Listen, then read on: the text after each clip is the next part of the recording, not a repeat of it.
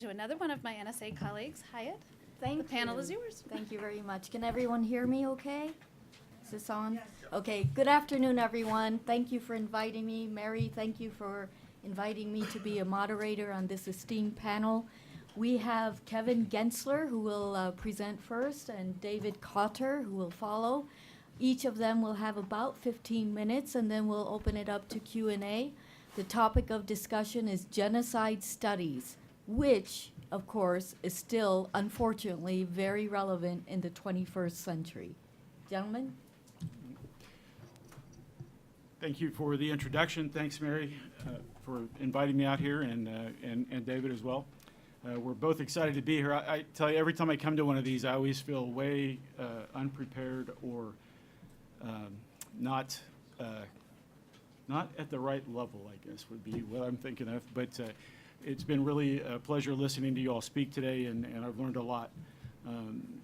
And I teach at the Army's Command and General Staff College at Fort Leavenworth. I'm in the really long program there, not the short program, which happens to be at the prison. I'm not there. Fortunately, one of my best friends growing up, his mom saw my sister the other day, and she said, well, where's Kevin? And my sister said, he's at Leavenworth. And she said, tell me he's not in jail. That wasn't a very good testimony, but whatever. But what I'd like to talk to you today about is our development over the last few years of a program on genocide and mass atrocity prevention. And so I'll kind of lay the groundwork for what we've done at Fort Leavenworth. And then David's going to talk some about specific genocide acts and things like that. Let me start out by saying that I don't consider myself a scholar in genocide studies. I think of this more of as an academic pursuit. I've been learning about genocide and mass atrocity studies now for the past 8 years, and that's a small sample size, if you will, to think of yourself as a scholar. So I don't even consider myself in that light. But I'm lucky to be involved with a lot of people that are scholars and know a lot more about the topic than I do or ever probably will. So today what I want to do is, as I mentioned, present to you how we developed our program at Fort Leavenworth and what we do with that program, kind of the effect of it, what we hope to achieve out of that. I enjoy what we study. It sounds funny to say you enjoy studying genocide. But it's true. I like it as an academic pursuit. It's very wide and broad. Even today, I was considering this morning, how can I make this connect to this idea of women in the security world? And I came up with a list of things just as I was sitting there today. What I've determined just from listening to you today is there's a deep connection between the prevention of genocide and mass atrocities, the concept of human security, as people have mentioned this morning, the increasing roles for and carried out by women within the national security framework, and then finally the other passion that I have in academics is developing future leaders. And I think that's one of the other aspects of this conference is understanding how women are developed as leaders, both from the organizational through the strategic level.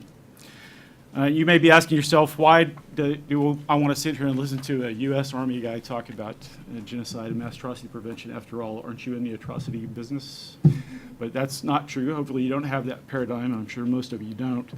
But if you do, I hope to kind of get past that today. So in 2010, President Obama at the time, updated the national security strategy. And in that national security strategy was a quote, the United States will work both multilaterally and bilaterally to mobilize diplomatic, humanitarian, financial, and in certain instances, military means to prevent and respond to genocide and mass atrocities. Now, this was the first time since President Reagan signed the UN Convention in 1988 that anything had been mentioned about genocide in any kind of policy within the United States. Pretty substantial event in that world. And so you might be asking yourself, how does that relate to CGSC and Fort Leavenworth? Well, as we got through 2010 and the publication of that national security strategy, we had to begin thinking about how do we develop leaders that understand these events and how we can prevent them from occurring and how to respond to them. And so before that, there was no tasks involved. No one knew anything about it. I mean, from a military planning perspective, there was no tasks, no skills, no process, nothing really about the topic of genocide prevention in the military circles, right? And so coming out of that, there was a congressman from the state of New York who put an earmark. I know earmarks are nasty things, but he put an earmark in for an amount of money to go specifically to education of military officers at Fort Leavenworth, no less, on the prevention of genocide and mass atrocities. And so our program really came out of that idea, out of that earmark and what we've done.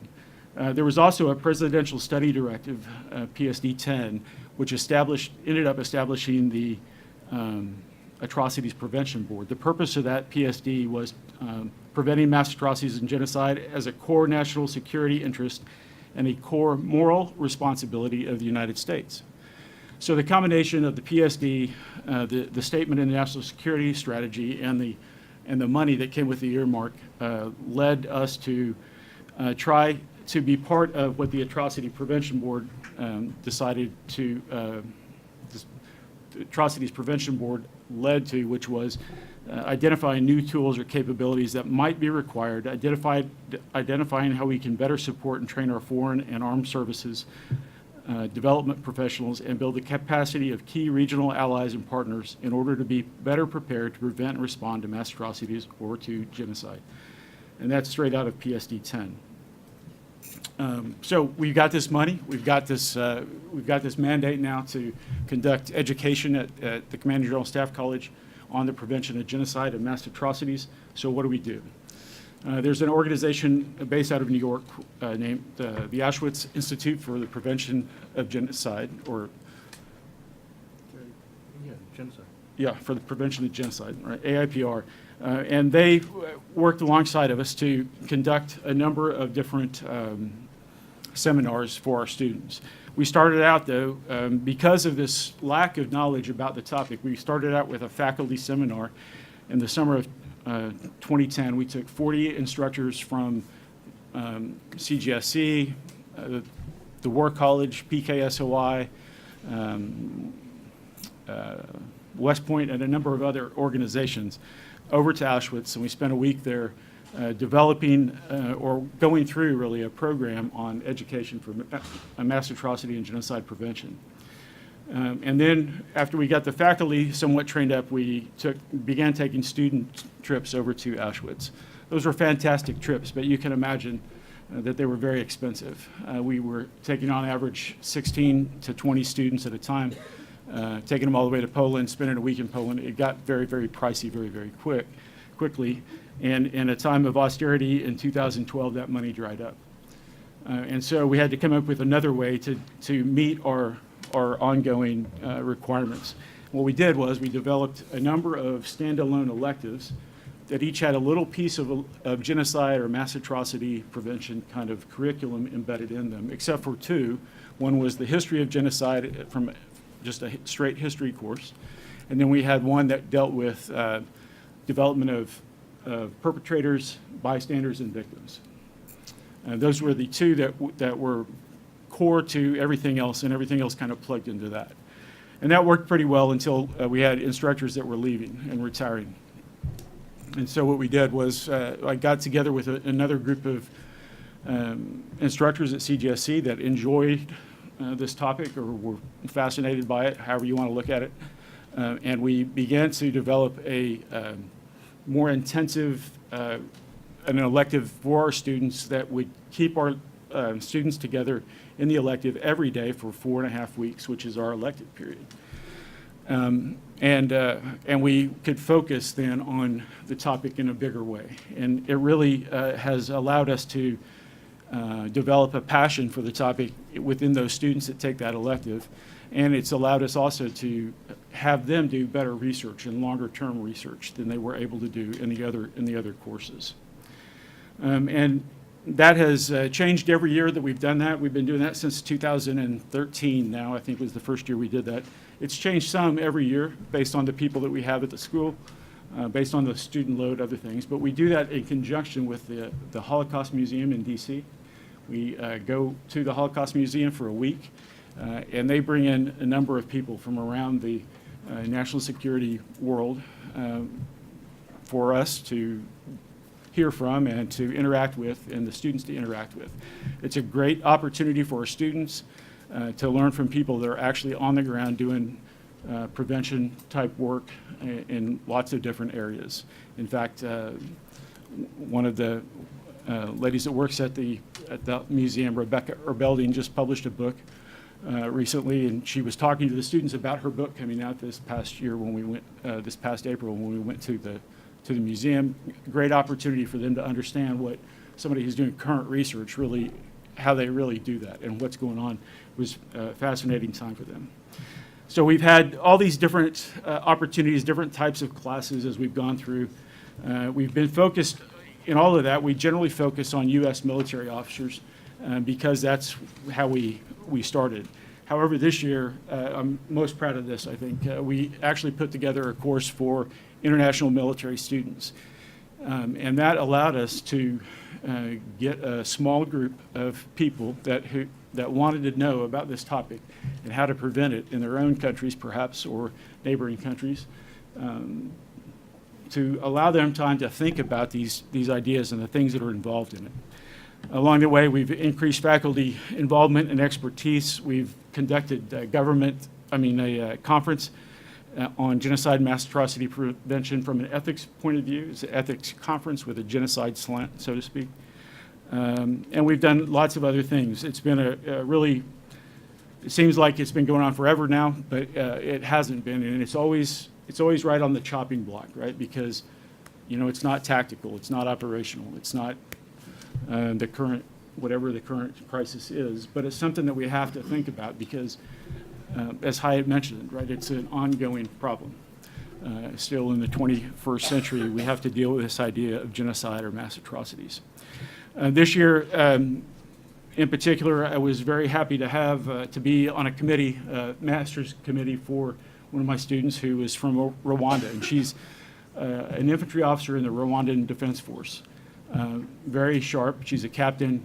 I jokingly said something to her the other day about being the chief of the Defense Force pretty soon, and she just kind of, poo-pooed me and brushed me off. But I suspect she will be somewhere up high in the Defense Force, in the administration sometime when she gets to that rank. She wrote a paper, interestingly enough, on the implementation of UN Resolution 1325 as far as peacekeeping operations go in Africa. It was very insightful for me as a faculty member. She did a really good job with it, and it tied in very nicely. I wish I could have brought her along with me to this conference. I think you guys would be impressed. She did get a chance to speak at the UN recently about both her experience in the military, but also about her research, and that was a really nice thing that happened for her. So we are doing good things there at Fort Leavenworth with this program. It's changing all the time, and we are always trying to keep it going because it's important. And I think it ties in really well to this idea of human security and protection of civilians at large, but just those kinds of ideas. And so it fits here well with this topic today or over the next 2 days. As we get ready to go into next year, we're anticipating perhaps there's some changes coming down the road for CGSC, and so I think we may make this a scholars course, which means for us that we get more time with the students even, and they will produce a master's thesis out of it. And my intent probably with that is to develop it into a study of cultural genocide more than a history course on genocide that has occurred in the past, but thinking about cultural genocide and the potential for that to exist into the future. And so with that, I'm going to turn over the rest of the time that I have to David, and he's going to tell you about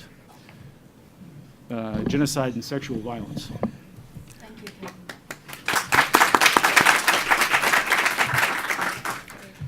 Well, good afternoon. I want to thank Dr. Rahm for this opportunity. I really appreciate you inviting me here. I walked the halls of Brown as an undergraduate. I walked the halls of Thayer and Luce Halls as a senior course student. It's great to be back in Rhode Island. I really believed that the person who died with the most master's degrees wins, and so when Kevin started talking to me about this topic that he was dealing with when I came to Fort Leavenworth 6 years ago, I got involved in it and immediately undertook a master's program. Well, I completed that, and now I'm in the doctorate in Holocaust and Genocide Studies. My research is on officership, ethics, and genocide. And I'm using Franz Halder as a model, and I'm comparing him across the board. So what am I doing here? Well, in our seminar, it became obvious to me very quickly that genocide is gendered. It is gendered from the very beginning till the very end. And we needed somebody to fill that gap, and I nominated myself, I elected myself, and I took office, and I've been running with this ever since. I usually, when I give this presentation, this is the third time, it's usually a one-off. It's very unusual. But listening to all the things that have happened this morning and this afternoon, I believe it integrates quite well, and I hope this is of value to the audience. I have to tell you that this topic can elicit some significant reaction, and I appreciate that. The good news is I've rehearsed this about 10 times, and it's going to come in under 15 minutes. The bad news is, because I'm a trained historian, I must read it to you, so I will do that. But since I'm the only thing between you and the bus, this is going to work out for us, I trust. So here we go.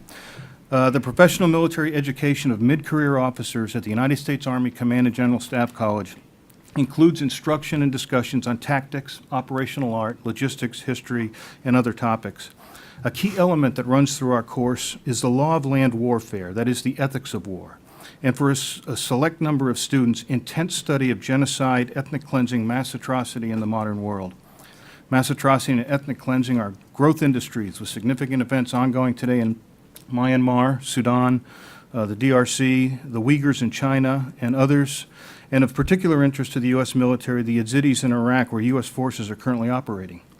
CGSC undertakes its efforts to inform and educate future senior leaders to intellectually equip those officers with the ability to recognize the many different forms of mass atrocity events in order to help develop practicable response options for commanders and provide advice for potential solutions. We want thinking staff officers that understand their environment. Beyond mass killing, that most people associate with genocide and mass atrocity, staff officers must be able to recognize other forms of mass violence, including rape as a weapon of war and other forms of sexual violence. And I'm going to restrict this discussion just to women as victims of sexual violence. I'm not going to include men in the interest of time or women as perpetrators. The state-directed campaign of mass rape and forced impregnation that characterized the genocide in Bosnia-Herzegovina represented a distinctly different form of ethnic cleansing, which has served as a model for several mass atrocity events since. Rape as a weapon of war is an utterly destructive force, and when used to enhance the effects of genocide, it can destroy victims and witnesses. It can deconstruct families and societies, and can reverberate damagingly across generations. Though not a recent phenomenon, sexual violence attendant to genocide, especially mass rape, has become an area of particular scrutiny among genocide scholars. In some cases, sexual assault occurs as wartime rape, that is, individual crimes of violence in the milieu of combat. In other cases, sexual assault can be part of a wider genocidal strategy, a campaign to not merely exterminate, but to eradicate the target people and their culture. Borrowing a term from the 1980s, genetic imperialism, Farah Ishtakik describes systematic, premeditated rape with the intent to impregnate during the 1971 War of Liberation in Bangladesh as a mechanism to enable, quote, the marking of the enemy women's wombs as occupied territory, end of quote. In this context, sperm becomes a bioweapon in the service of ethnic cleansing. The use of rape as a genocidal mechanism, a planned and systematic program, is not a universal characteristic of genocide, but in mass atrocities in Bosnia and Kosovo, it demonstrates widespread planning and centralized control of a systemized rape and forced pregnancy. As such, they represent the full-on genetic imperialism described above. Rape in times of conflict is often simple, albeit violent, crime, Rapes committed in individual or small group scale are generally wanton acts of violence perpetrated for the lustful gratification or domination of their victims, not to achieve a political or demographic goal. Committed at this level, rape is a crime of violence and in most conditions a war crime, but it is an uncomplicated act of wrongdoing. It operates only at one level. This simple rape is not excusable as collateral damage. It's a terrible crime in and of itself, but it is a crime nevertheless, not a state-directed policy.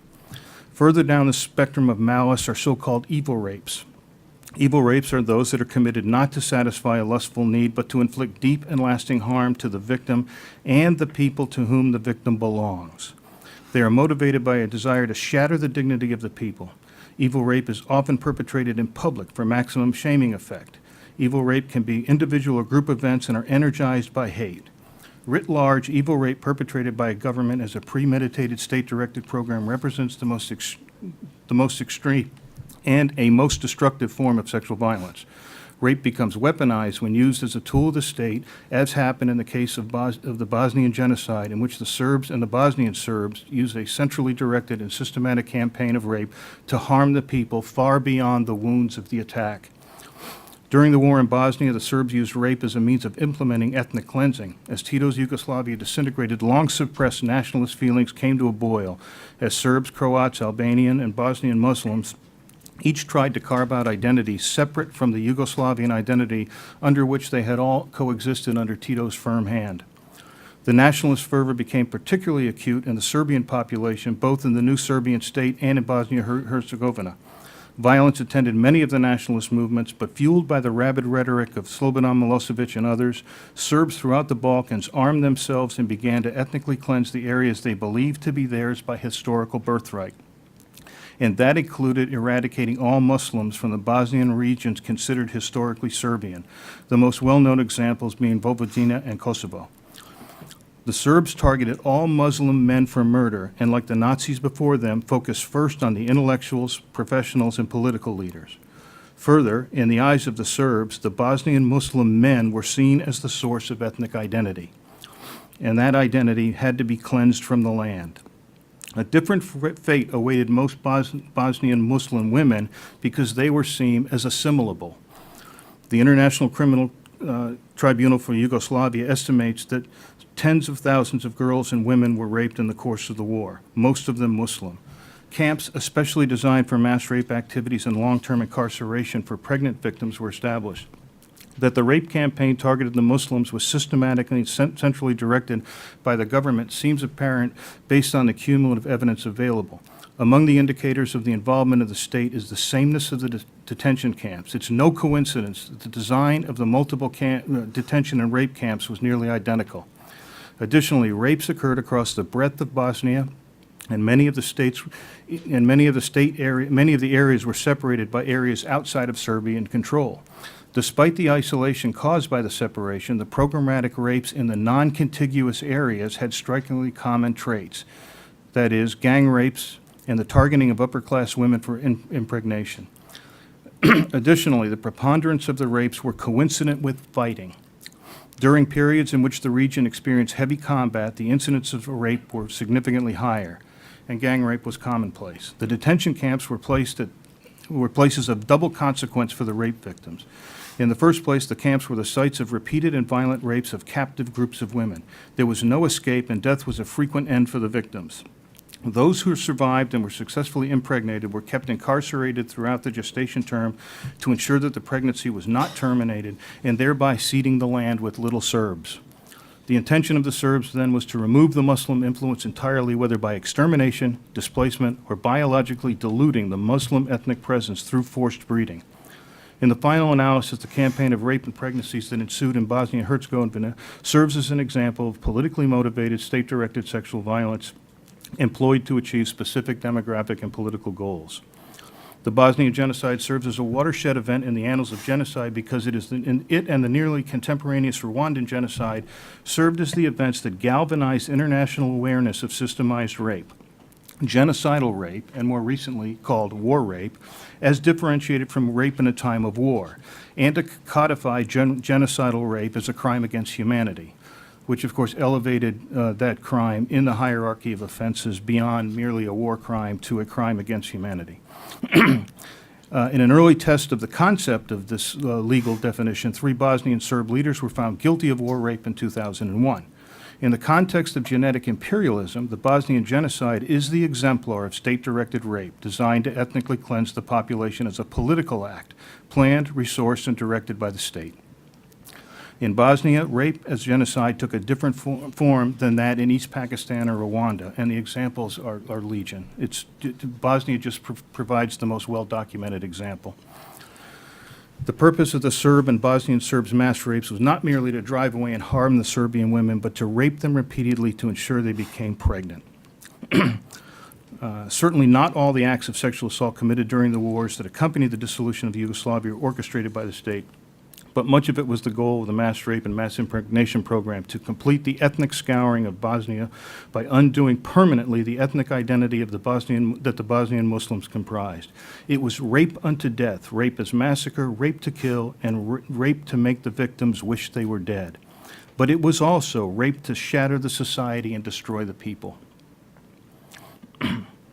Thus, it is apparent that the campaign of rape as perpetrated by the Serbs was far more than the act itself. Siobhan Fisher takes a provocative but compelling position that, quote, repeated rape alone is still just rape, but rape with the intent to impregnate is something more, end of quote. She argues that rather than rape, it is the forced impregnation campaign against the Muslim women of Bosnia that constitutes cultural genocide, quote, forcing females of a targeted ethnic group to conceive as genocidal because those so impregnated cannot carry the babies of the men of their own ethnic group while their wombs are occupied, end of quote. The state-directed programmatic approach exemplifies the concept of social death posited by Claudia Card, in which she argues that by erasing the Muslimness of the Bosnian population, the Serbs attempted to cause a loss of social vitality, which is tantamount to a loss of identity and thereby the meaning for one's existence. Genetic imperialism, as used in this essay, is a particularly persistent, destructive form of genocide because of its cross-generational effects. The effects are stubbornly and insidiously durable. Sexual violence in and of itself, terrifically destructive, as survivors of the Holocaust and other genocides have related. As practiced by the Serbs in the Bosnian War, state-directed and controlled programmatic rape and forcible impregnation is cultural genocide in the fast lane, as Claudia Card intimated, to social death. The cultural genocide affected a state-controlled rape and impregnation that added layers of additional agony onto the victims, whether it be by design or whether, as it was in Bosnia, or as an ancillary effect as it was in Turkey during the First World War. For military professionals, this creates a number of challenges because of the more complex post-hostility phase of MARO, mass atrocity response operations, and the significantly more difficult security sector reform issues that attend an environment which has been culturally shredded. The same difficulties are extant in the Sinjar region of Iraq today as the Yazidis attempt to reassemble their community after its near destruction at the hands of ISIS. And I'm just going to wrap this up with a question that I ask my students. I just put this up on a slide, and then I put the last part of it on a whiteboard. Michael Foucault has described the move from the classical to the modern era as a process marked by a change in the power calculus of the state. For Foucault, the classical era power center was the sovereign in whom the power of life, or more correctly death, resided. But in the modern era, Foucault argues that the power of death has morphed into a biopower that governs the administration of bodies, that is people, and the calculated management of life. Explaining further, the modern government is sovereign over the body imbued with the mechanics of life and serving as the basis of biologic processes, propagation, birth, and mortality. Then I asked them, do you accept that premise? And if so, were the events in Bosnia the manifestation of the deep destructive reproduction at the hands of the state? Thank you. Thank you. So we have about 10 minutes. Okay, I saw Elena's hand go up first, and then we'll come to you, Mary. All right, Elena, go ahead. And forgive me if I missed this, but how do you define genocide and mass atrocity? So we use the definition of genocide straight out of the UN Genocide Convention 1948. That's the the legal definition of the word genocide. Mass atrocities, generally what we do at the beginning, or what I do anyway, at the beginning of the class, we go through what is a genocide, and we spend a couple of hours the first day that we get together, probably the first thing we get together, kind of defining genocide. Okay, what's the difference between genocide and mass atrocity, or war crimes, or all those different names, ethnic cleansing, for example. So I won't give you a definition necessarily of mass atrocity, but the one that we use for the class is the definition out of the convention, and I should have it memorized, but I don't. And we also offer up other definitions yeah. posited by scholars, 15 or 20 of them. And then we ask the student officers to develop their own for the course. Right. And this year they decided it was the UN one. Yeah, they just stuck with the one. And it's really interesting. I forgot to mention this. I had it in my notes, but I went past it. The makeup of our class is generally loaded with JAG officers for some reason. Attorneys seem to flock to this course. This year we had 4 out of 10. And generally we have more women than we have men. This year it was not that case, but in every other year it's been that way. So a really interesting dynamic in the classroom. This year we had 1 introvert out of the 10, and the rest were, extrovert. The rest were all introverts, so the classroom discussion was pretty dampened with 4 lawyers and a bunch of introverts in the classroom. What could go wrong? Was there an introvert lawyer? What's that? Was there an introvert lawyer? They were all introverts, actually. Yeah, all 4 of them. Yeah. Real shy, yeah. Mary? So I basically have 2 questions. Kevin, I was wondering if you could tell us a little bit about the military folks that come and give experiences, like what sorts of people come to do that. And then on Dave's side, since you're working on a dissertation, maybe just a quick comment on some things that you're finding in that, that you think are unique. In other words, that we may not know about. So I'm not sure I follow your Okay, question. Okay, so I thought you said you had individuals come out of the field and give descriptions of events, or did I misunderstand that? Yeah, I didn't mention that, but Okay, it's interesting though. We do have a new person on our staff in the Department of Command and Leadership, where my genocide elected resides. For administration purposes, I guess. On our staff who just came back. She was a military officer, retired, and then got hired about 1.5 years later as a civilian instructor. She responded to the Rwandan genocide. She was an engineer officer, and she was based out of Kigali. No, not Kigali. I can't remember the city. She flew into Kigali. She flew into Kigali.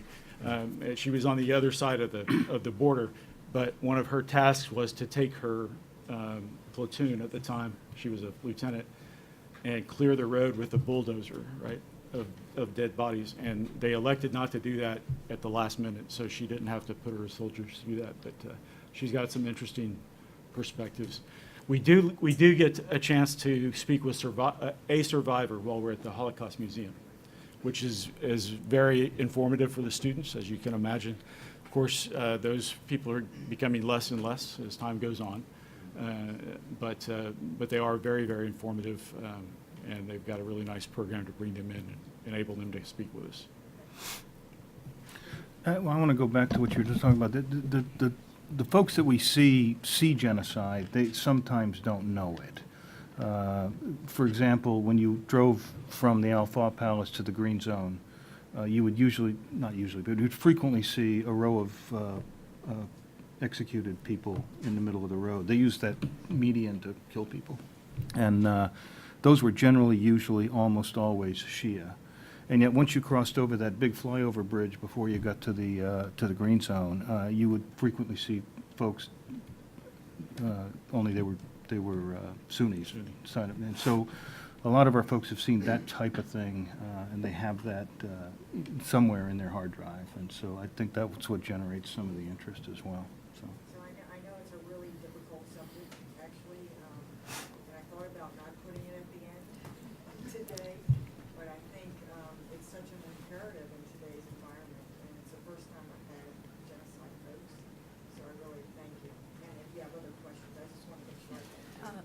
ma'am in the back, and then we'll go around the room. Yeah, go ahead. So, I understand what the UN definition is, I've seen other definitions, and there's no number put, but what is the breaking point of when it becomes the deaths of civilians to becoming a mass atrocity or genocide? Is there any formula or anything that says what it is that takes it from this into this? So that's the really hard part, right? Is defining what a genocide is, and then trying to prove it in the if we prevent it, how do you know that it was going to be a genocide, right? So it all deals with the word intent, intent to eliminate in whole or in part, right? And so if you can prove intent that they're going to eliminate that group, you can call it a genocide, whether it's 1 or 1,000 or 1,000,000. If you can't prove intent, then you can't call it a genocide. Right? If there was no intent to eliminate in whole or in part one of those 4 groups of people, religion, ethnic, national, or I always forget the last one, not political though. Religious, ethnical. Yeah, classes. Then if there's no intent to eliminate them, then you can't classify it as a genocide. So there is, however, recently I read, I can't remember the scholar's name right off the top of my head, but she's thrown out the number of 1,000, that 1,000 is the number we want to use as a mass atrocity. Everything else is, in her words, normal killing. I'm not sure I agree with that, but it's an idea anyway. If you only have a population of 1,000 counties. Right, exactly. People, it's still matters. Right, right. We'll go to this side, and we'll come back this way. Go ahead. This may be just a little bit off topic, but a question to David.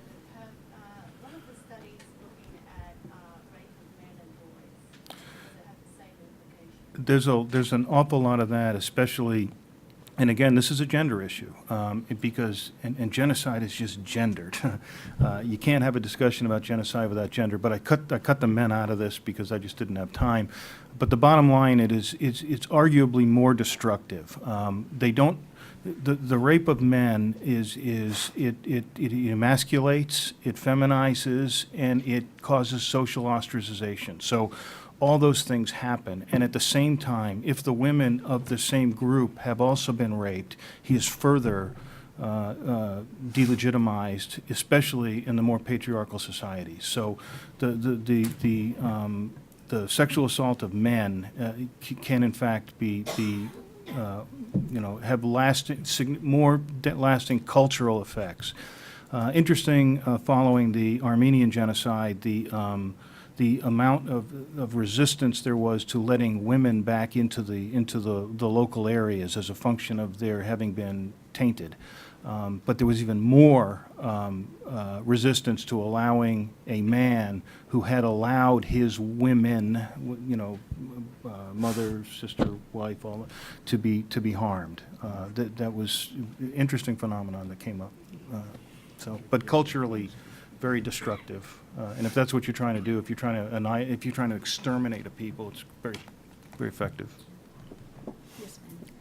Separate but related topic as well. Have you found any effects, maybe some compounding as a result of the Mexico City policy or global gag rule, or has that come into your studies at all?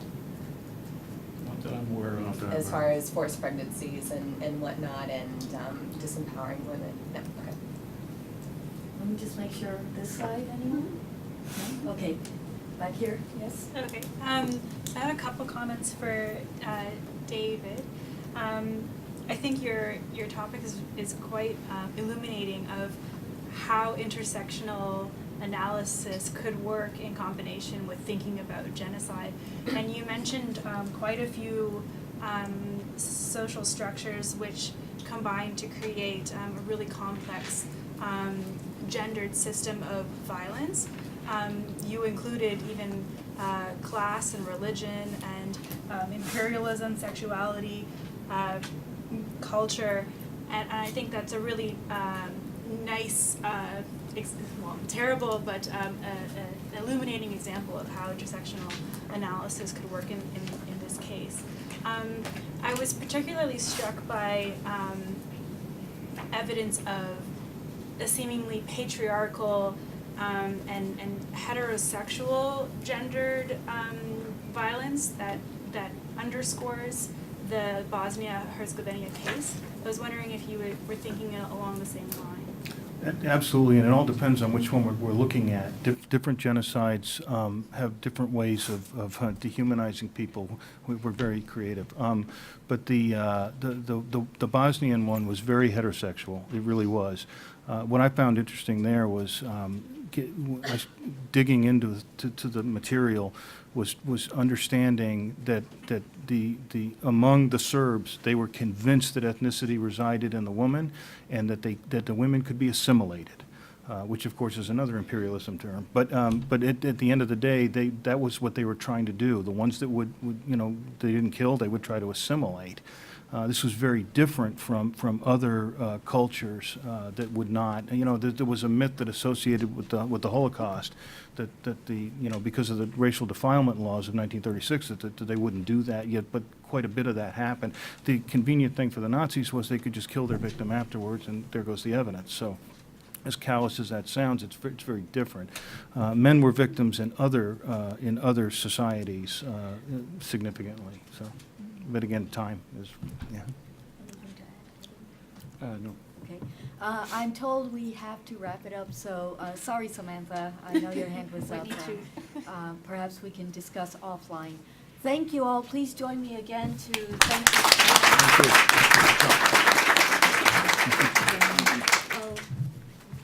Thank you. What a fantastic day. I want to just kind of give some notes about tonight and tomorrow for everyone. So first, tonight, for those staying at the hotel, there'll be the van out front. It'll leave in about 10 minutes. So make sure if you want to go back to the hotel, you're there in 10 minutes. And tonight, dinner is at your leisure. So just everyone on their own. If anyone is interested in the presentations, we're not going to broadcast them. If you want someone's presentation today, please contact them one-on-one. Tomorrow, I believe we have 4 choices of how to get in and get out in the morning. So if you're staying at the hotel, everyone will check out in the morning. You can drive here. If you drove to the hotel, you can drive here and get a parking pass and stay, and then leave once we're concluded tomorrow. You can take the van in the morning, and there'll be a shuttle leaving from here at 2:30 to go straight to the airport. So bring your luggage with you if you're planning on taking the shuttle. Christy emailed, I believe, the people she thinks that applies to, and she's asked that if you want to take that shuttle to the airport at 2:30, please RSVP back to her. Or there'll be one final option there'll be a van back to the Marriott Hotel at the end of the day tomorrow if you need to go back to the hotel. But please check out in the morning. I will be around with Mary and Susan for a few more minutes, so if you have any questions, please feel free to come back.